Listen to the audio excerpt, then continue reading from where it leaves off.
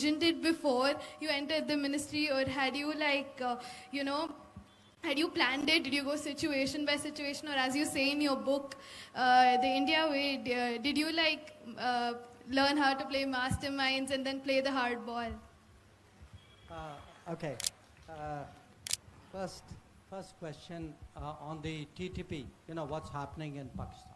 Look, what is happening today in Pakistan is something which was widely foreseen. The economics was foreseen, the terrorism problem was foreseen, all the other challenges, because these are things that they have done to themselves. The rest of the world kept warning them, and it's there out, in full public view. But if a country has a leadership, has institutions which are so short-sighted, who play with fire, who actually have created for themselves these Frankenstein monsters, then honestly they have nobody but themselves to thank for it. So, and then, what I find difficult is, oh, they have nuclear weapons, so as though we are supposed to do something about it. Well, they should have, they had nuclear weapons when they did all of this. So, to me, it's an object lesson of what happens when you follow the kind of policies which will lead you to exactly where they have come to today. On, people of Indian descent when they do or say negative things. Look, I want to say this. The bulk of the people, Indians, whatever passports they hold, I think are linked to India. They are deeply, still in a way attached to us. They take pride in our progress. They want to contribute to it. You have really, in a few places, honestly, a relatively small number of people. Now, you have a small number of people because sometimes they misuse it, to try and, for example, to say, I'm being politically persecuted and therefore allow me to stay. So it's actually a visa game, which they are playing in the name of politics or human rights or whatever it is. So sometimes they are misused by adversaries, and that is actually what is happening today. Our point is this, that when this kind of thing happens, look, we are a democracy. We are the largest democracy. In my view, we are one of the oldest democracies. We have democratic traditions, in this society which go way, way back before most others. Nobody argues with the fact that there should be freedom of speech, that there should be civil liberties. But these should not be misused to, espouse radicalism, violence, terrorism. So there is a difference between having rights and misusing rights. And when other governments don't appreciate this difference, I think they need to be reminded, sometimes effectively. On the transformation question, look, life sometimes is an accident, honestly. So when people ask you for sort of career advice, etc., a lot of it is, things happen, you yourself don't know quite how it happened.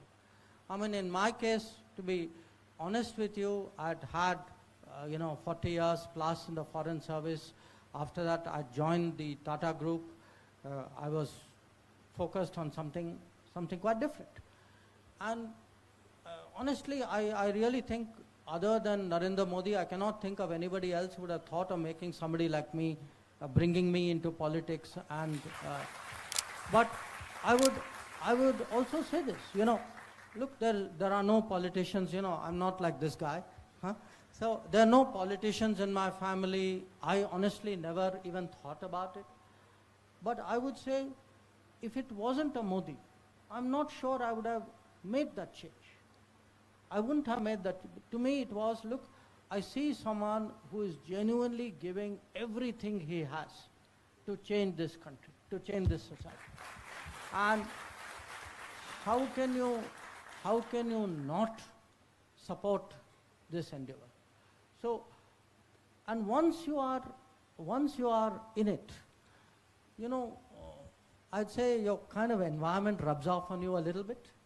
So you learn to walk a little straighter and stand a little stronger. And so when I get pushed around, maybe I didn't like it before, but I was a bit more diplomatic about it. But I now feel, okay, guys, there's a different India I'm representing. I'm not going to take that.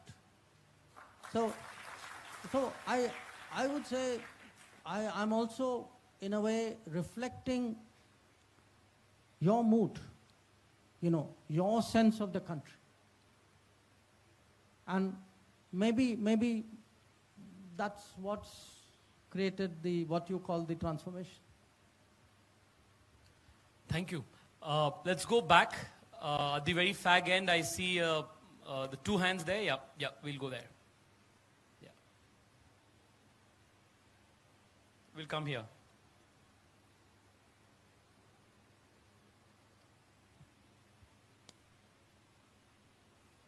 Long press.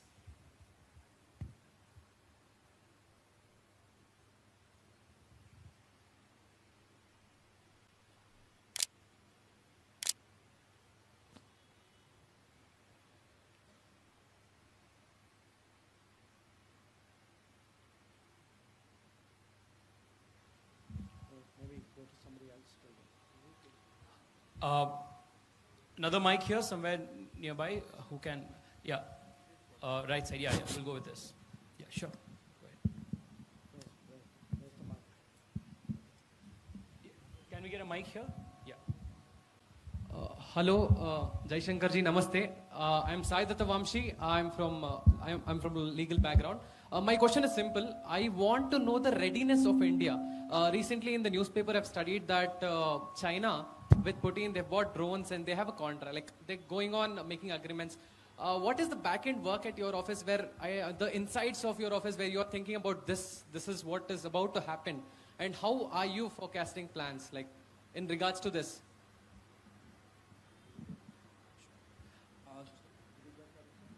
Could you be a little louder? Sorry.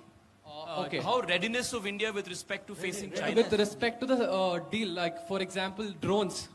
China has bought lots of drones from Russia. Like such deals happened, and how India is ready, like at the Office of External Affairs. Yeah, thank you. Namaste, sir. I'm Jeevan. Okay, can I continue? Sure, go ahead. Yeah. Shoot. Okay, I'm Jeevan. So I would like to congratulate you, sir, for being our external minister, because it's an excellent job that you have done, and I'm impressed. And sir, the success rate in UPSC or any services bureaucracy basically is very less. What do you tell to people who don't get through and who want to serve under Modi ji's regime? And one more thing is, what is the scariest situation in your experience, sir, wherein you were the most scared? That's it. Thank you. Here? Yeah, namaste, sir. Recently, we saw the turn of events happening in UK, United States, and Canada.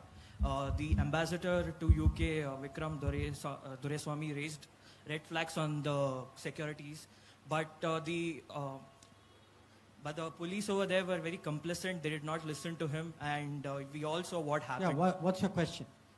My question is that how can we improve the security of the people who are staying in these consulates and all the diaspora, and will it affect our FTA agreement with the United Kingdom?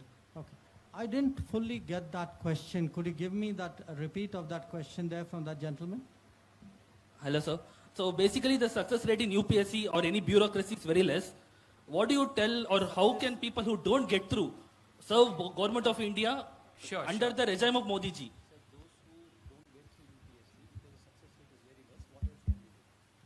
Sure, thank you.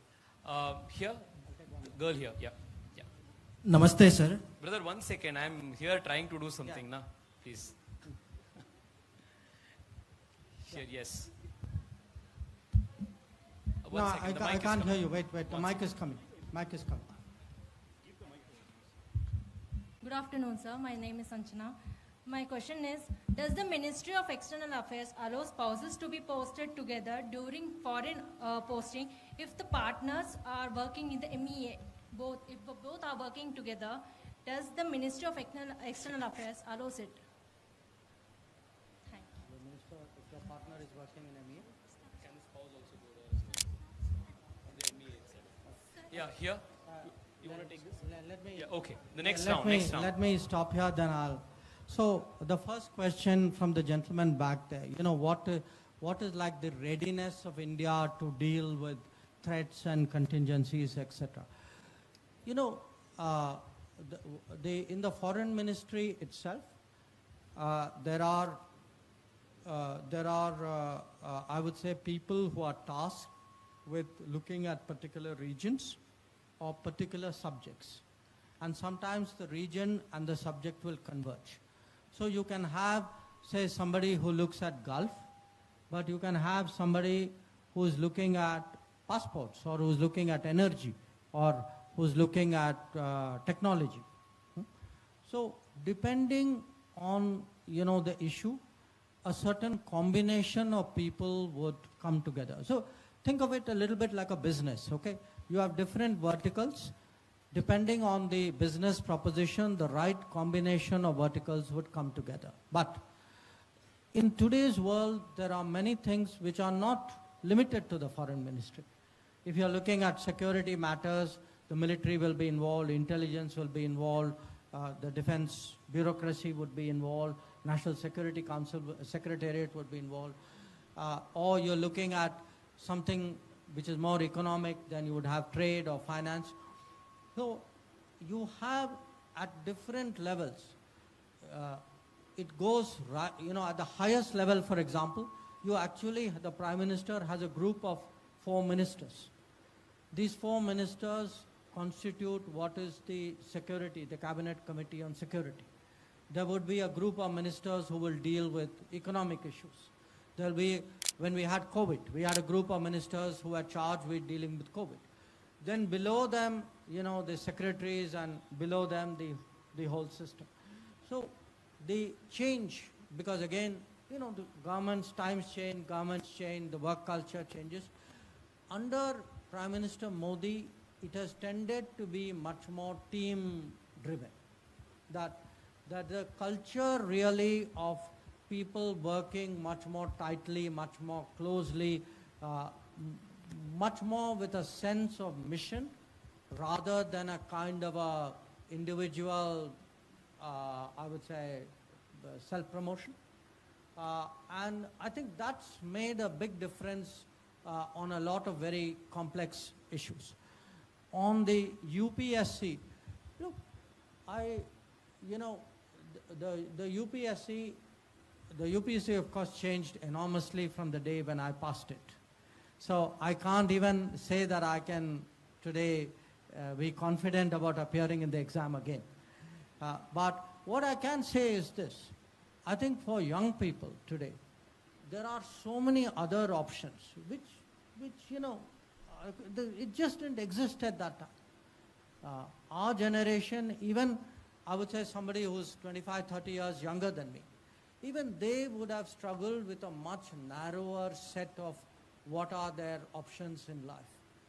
And today when I look at the kind of the startup culture, the work culture, the growth really in industry, and this city is a prime example of that.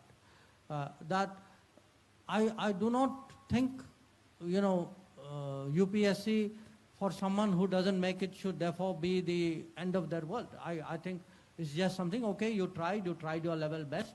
For some people it worked, for some people it didn't work. And then you look beyond. I mean, that my children did not choose to take the UPSC exam, but honestly, if they had, this is the advice that I would have given to them as well. On the flag, the security of the High Commission. You know, in this particular case, in UK, whenever any country sends an embassy anywhere abroad, It is the obligation of the receiving country to provide the security for a diplomat to do their work. It is the obligation of the receiving country to ensure that the embassy or the High Commission or the consulate, their premises are respected. Okay? These obligations were not met. You know, that day when those, I would say what, vandals appeared before the High Commission,